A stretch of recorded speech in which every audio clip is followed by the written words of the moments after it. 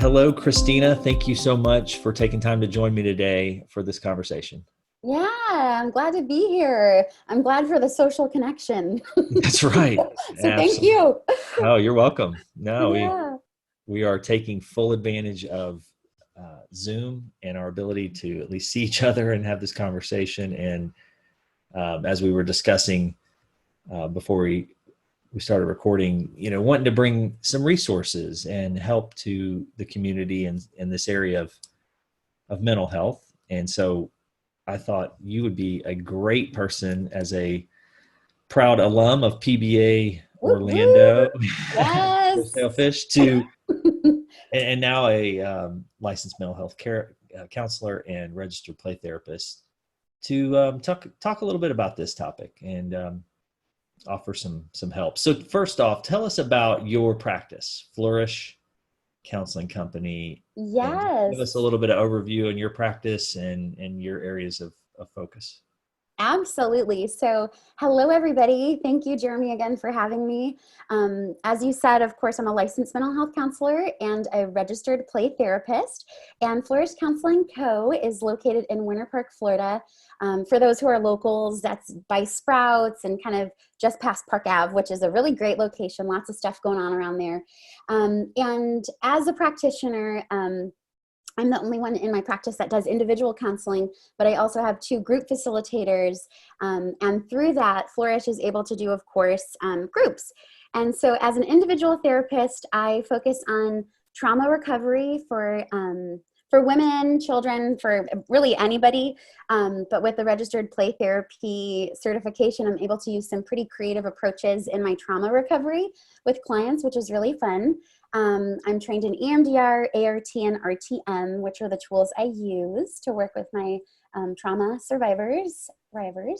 And the groups that we offer are grief recovery groups as well as codependence recovery groups. And we will be, keep an eye out for this because we are going to be transitioning our groups online. I actually just came from a meeting with our group's Okay. facilitator. So I'm really excited about that.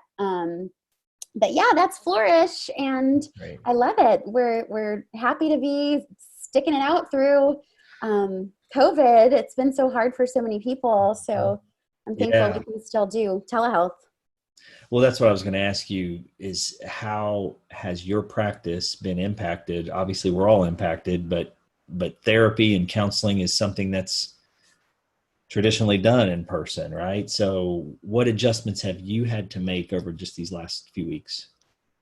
Yeah, it's a great question. I think a lot of clients actually had those same questions. I had Mhm. already been doing telehealth. Okay. So thankfully I already had protocols, consent forms, everything was in place. Mhm. But definitely for some clients, it's such a major adjustment. As a clinician, I think for me, one of the hardest things is I don't have access to the full body to calibrate autonomic responses. So in other words, like I can't really see if a foot is twitching or, maybe flesh changes are a little bit harder to see, or if somebody's eyes get glossy, I might check in for, what's coming up for you, but I can't necessarily always see that.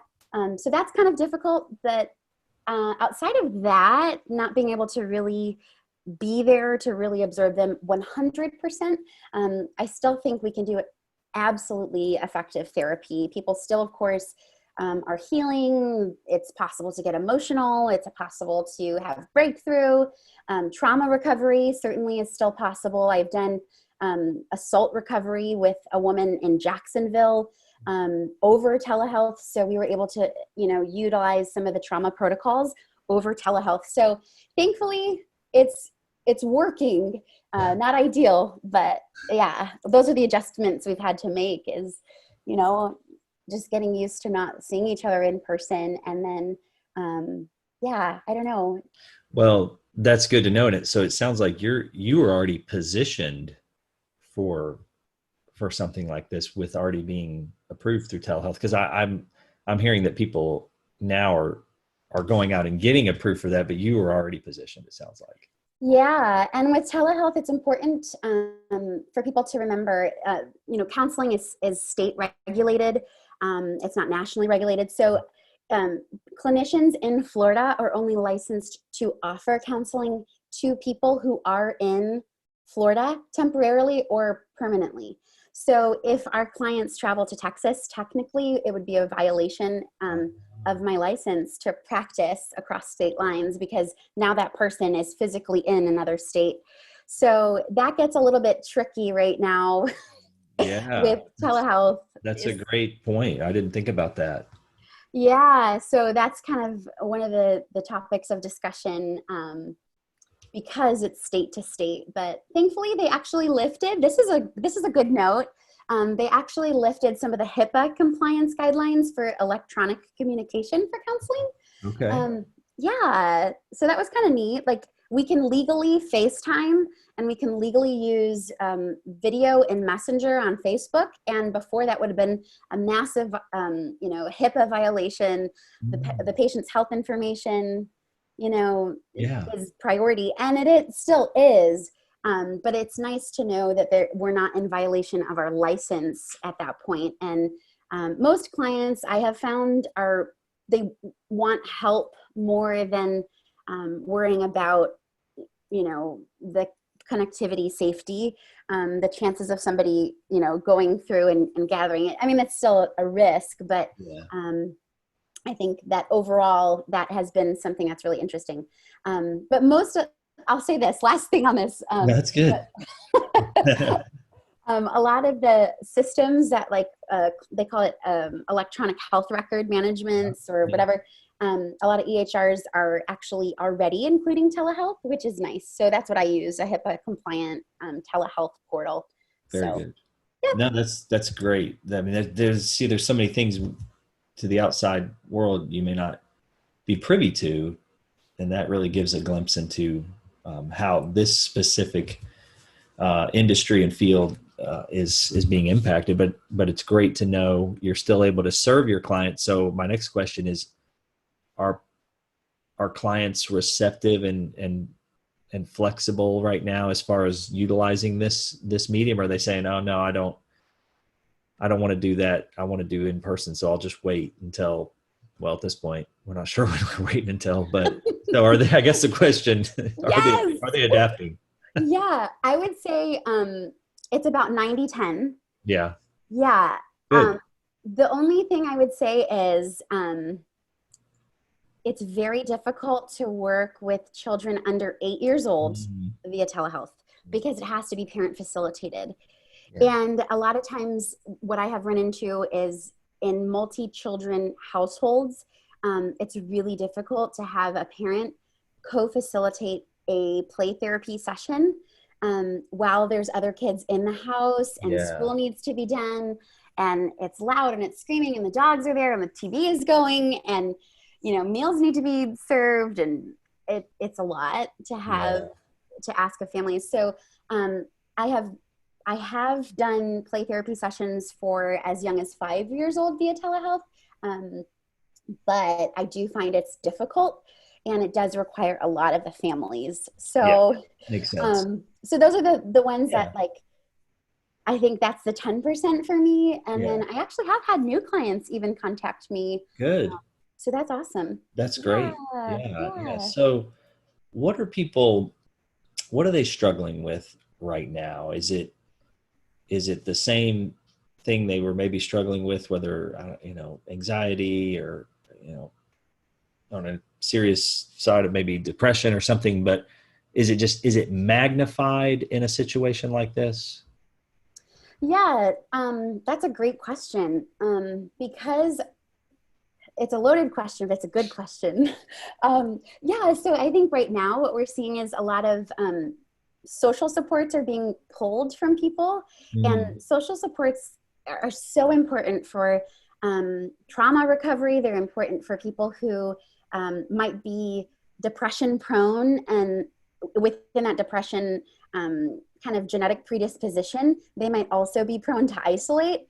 Okay. So this already kind of sets them up for it. So I would say one of the populations that I've really tried to keep an eye on are my anxious, if they're severely anxious, or if they're very depressed or prone for depression, just really keeping an eye on them and making sure they have some important routines and safeguards to make sure some level of normalcy, some level of social connection, some level of adaptive functioning is happening. Yeah. So yeah, I've definitely had a lot of my sessions have focused on making sure clients' rhythms and routines are being maintained. And I did a lot of that the first 2 weeks. And I think this now being the third week, I've seen a lot more of now, okay, we can do some of the deeper like attachment work or some of the deeper like, relationship trauma type stuff that's maybe a little bit older now that like today's needs are taken care of and they have a schedule in place. So yeah, it's a little bit of a blend of both. Yeah. If that answers Yeah. that. Yeah. Yeah. No, it's a great answer. I'm just, since I'm not in that space, I'm just curious if, well, I'm glad to know new people are Mm-hmm. contacting you. Yeah. I wasn't sure if in this scenario, would people retreat from seeking counseling or would they actually Yeah. proactively seek it out? I guess I just, wasn't really sure how people are responding. And then um, are they reaching out with an issue that was already there that they just hadn't dealt with? Or is it just literally totally circumstantial right now and they're overwhelmed and they're like, I don't know what to do right now. I'm scared to death. I'm worried. I'm just, yeah. I'm just Yeah, sure. there's so many things to consider too. I think anytime we look at trauma or adversity, what we're really looking at is what is the threshold for tolerance in somebody's life. And so if there was already a lot of social supports, if there was already a lot of like uh, things that helped the client adjust well in their everyday life, then they're probably a little bit more resilient in the face of something like this. The ones I really worry about are the ones that are already having a hard time functioning Yeah. day to day. And then we add this, to their plate, and it can be pretty overwhelming. So Mm. I will share this resource. I Yeah. just found out from the teletown hall I attended on, it was Monday or Tuesday, but they said that Blue Cross Blue Shield is actually offering free mental health help for anybody, Blue Cross or not, that needs counseling services. So I don't know the scope and the depth of the work that they do, how long the sessions are, or how they're conducted, but that was a resource that I was made aware of. So I'll have to send you some of that information so you That's have great. that. And That's then great to know. NAMI had put together, I'll send this to you too, Okay. but NAMI had put together a list, the National Association of Mental Illness had put together a resource brochure for clients to understand what options they have in terms of receiving care and help. Good. Yeah. Resources are great. So thank you for sharing those. And along those lines, what are some tips that you would have right now, just for everyday tips that whether we're in therapy or not, the things that we could be intentional about when it comes to caring for ourselves mentally and emotionally and just that Right. overall self-care in those areas. What do we need to be doing right now Yeah. to address those areas well? Right. I think I mentioned this briefly, but I've been doing a lot of work with clients because routines are so important Yeah. for that rhythm of life that gets us dressed. We're eating regularly. We're sleeping regularly. We have a place to go, and those rhythms bring a lot of comfort to us. They provide a lot of safety, and then our brain in that safety has enough capacity for new learning and novel experiences. So the body and the brain start to get a little bit overwhelmed or maybe a little lost when we don't Mhm. have that continual rhythm, right? So that's when you'll start seeing people like, well, I'm going to bed at 4 a.m. binging Netflix now because I don't have to wake up at 7 to be out of my house. And, so these are things that I hear as a Yeah. clinician. And so they're like, it's just really hard. So sometimes the first tip that I would give is to make sure that if you're struggling especially, make sure you have a schedule. It can be something as simple as blocking out the morning I'm going to work on, my office stuff. I'll have lunch, and then maybe after lunch I can work on personal. It can be as simple as that. It can be as detailed as hour by hour, or you can just generally set 3 main goals for yourself for the entire day. And then at least you feel like you're accomplishing something. Yeah. Yeah. Good. So So routine and schedule. Yeah. So important for our rhythm. So that's the first thing I would say. Another thing that clients can forget about, but is important, is to not stay in your pajamas. I've seen this like really, I don't know, maybe you've seen this, Jeremy, but that joke about the AM and PM pajamas. I don't think I've seen that one.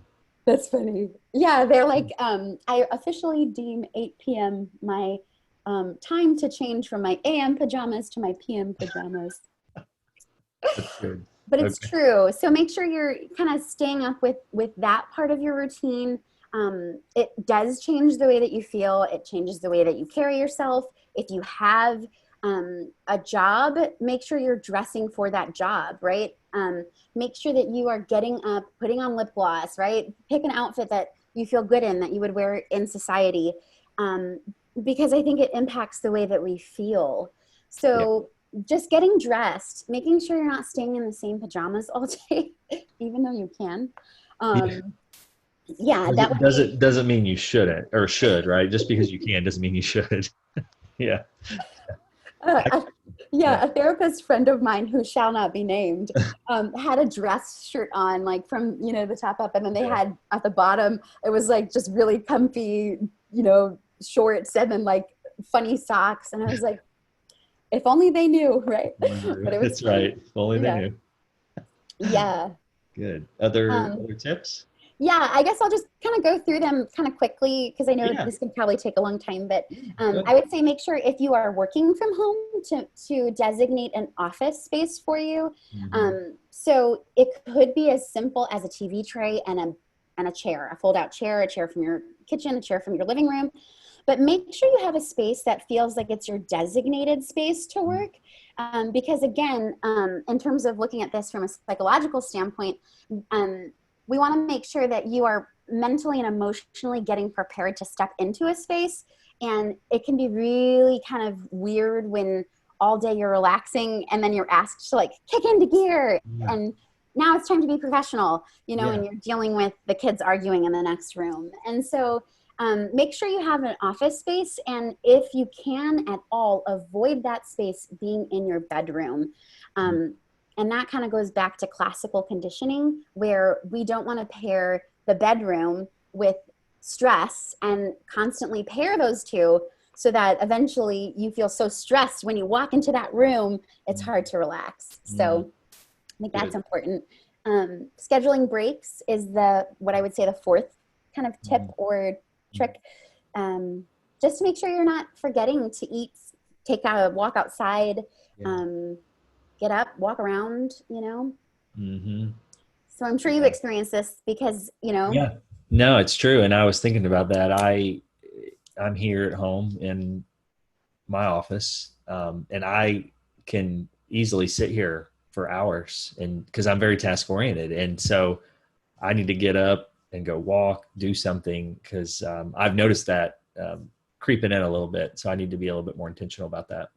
Yeah, it's so we forget how much like running an errand to the coffee, Yeah. I mean, to the copier Yeah. or to, I don't know. Yeah. Just getting up from your desk, right, and going to do something. Yeah. Yep. So make sure that you're scheduling those. Yeah. Just nice little 10-15 minute break.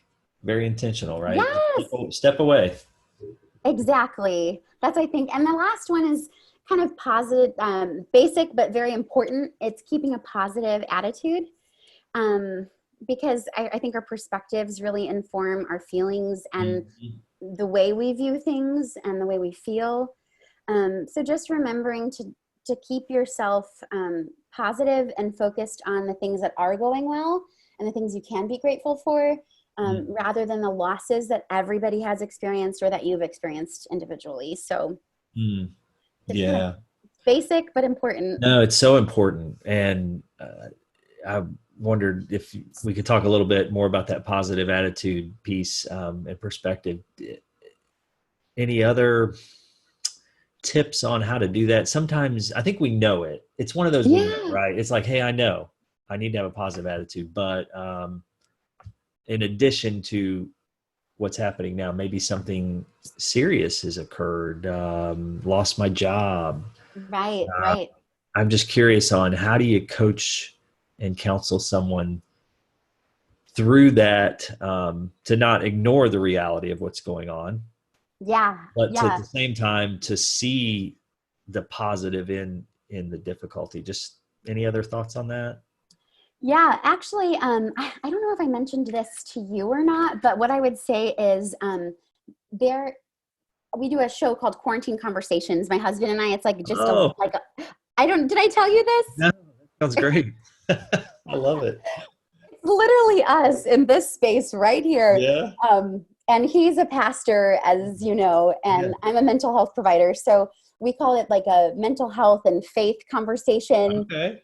We have people ask questions live, and we just kind of jam out for an Wow. hour. Hey, you're going into the danger zone, taking live questions. I love it. I love it too. It's Yeah, fun. great. So quarantineconversations.org if you want to visit us. Okay.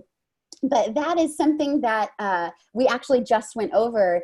And I've done a lot of speaking actually at church groups. I'm doing a live on Sunday with the podcast that I run. We're doing this. I'm scheduling an interview with a massage therapist. On Friday, I'm doing Wesh 2 News. I think people are Wow. hungry for this, hungry for information. But anyways, all this to say that I had just gone over this with Quarantine Conversations. One of the things that really helps manage anxiety is focusing on what is going well. And so what we had suggested is meditating for 15 minutes in the morning and then gratitude journaling for 15 minutes at night, and Mm, just kind of keeping those two routines, like the start of your day and the end of your day, just keeping both of those very consciously focused on things that you want to happen, things that you are thankful for. My husband and I are also putting together a scripture meditation that people can use for that morning time, just to set their day off right. Like fix your heart on something that's right, that's positive. So they're all scriptures based on like God's goodness and addressing fear and just his faithfulness, and just to remember that at the start of your day. And then when you're done at the end of the day, really focus on what did go well today. Are family members well? Like, did you have enough to eat? yeah. Are your lights on? You had shelter, right? So Yeah. things like that, I think, can really help shift our perspective and really lessen our heart's meditation on fear, which is essentially anxiety on what could go wrong. That's great. So true. And it's very easy for us to fixate on the negative and lose perspective of all of the other positive, good things.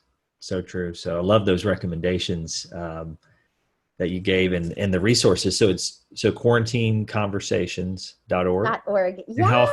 how often do you do the conversations? We've done 2 so far.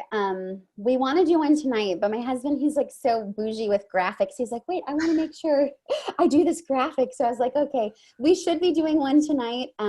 Okay. But we'll see. So we have a Facebook page that Facebook. Okay. and we have So a YouTube you're doing channel. live. Is that how you're doing the live question? Facebook Live. Yeah. Live?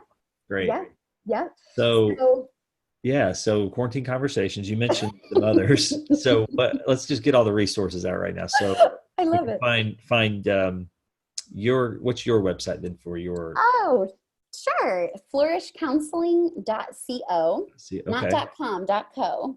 .co, got it. So we can Yes. find you there. And then you mentioned the podcast as well. Oh, Are you doing that right now still? yeah. Yep. Okay. Yep. Yep. So I think I mentioned we're doing a live on Sunday, a live Q&A. Okay, great. Me and my podcast mate, Charlotte McCullough, she's a registered marriage and family therapist, and she's in private practice in Winter Park as well. Great. So the podcast is called Coffee and Counseling. Coffee and counseling. And you can visit us at coffeeandcounseling.org.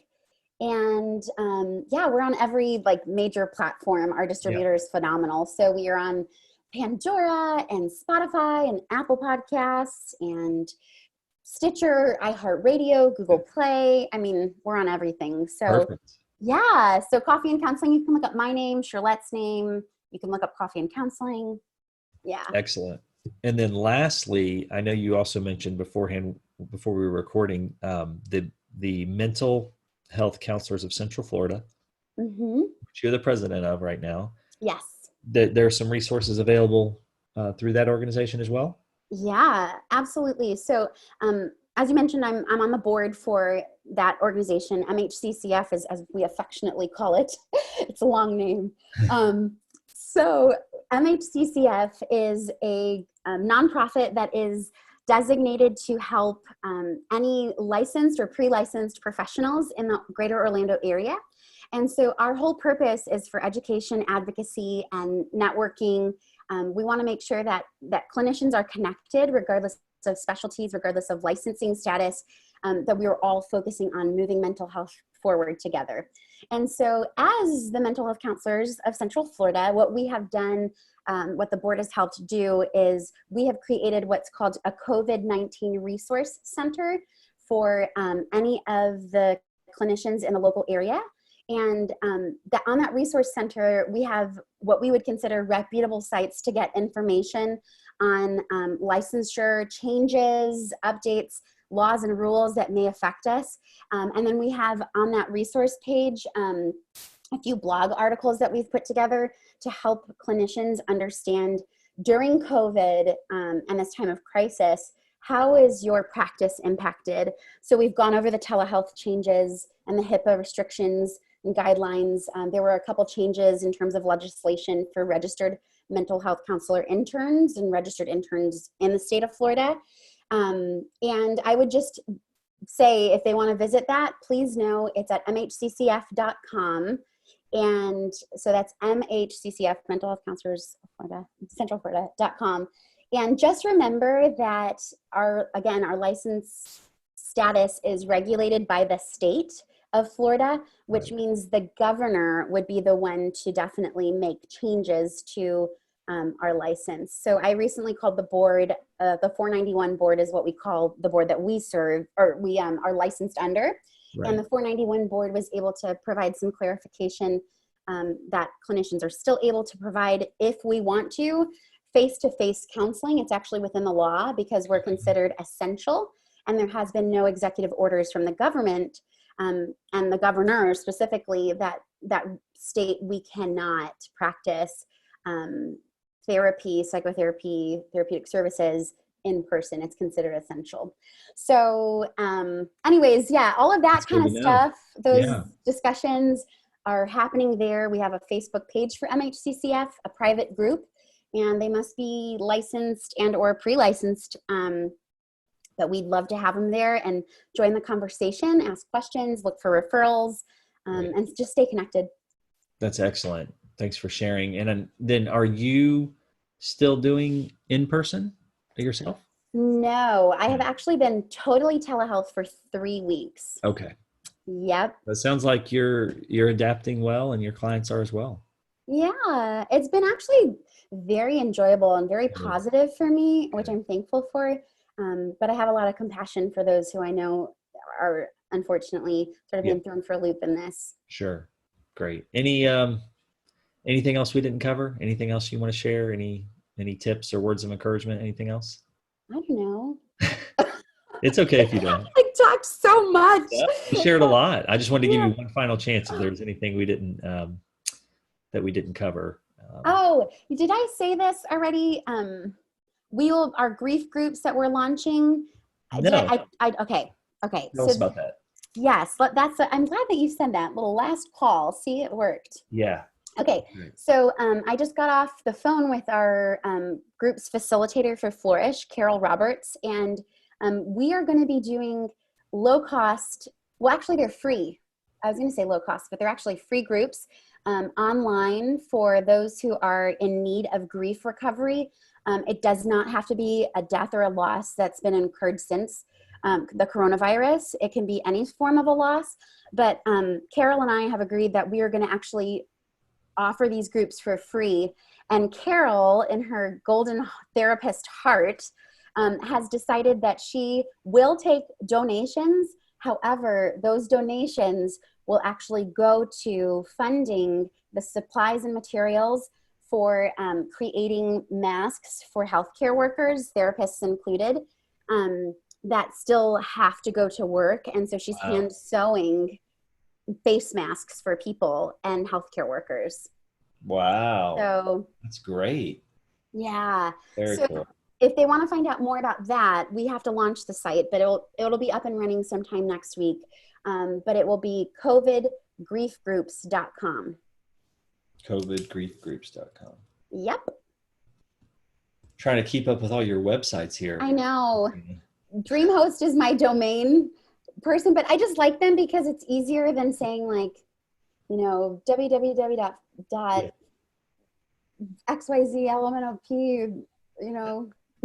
I'm just messing with you. People don't remember that. That's good. That's good. So in the meantime, if someone was interested until that's launched, they could just contact you. Go to my website. Yep. Yeah. Mm-hmm, Flourish. Yep, absolutely. Flourishcounseling.co. Excellent. That is wonderful. Thank you so much for taking some time, for sharing these tips, resources, and just going out there and serving people and helping them right now. Yeah, absolutely. This was fun. I liked it.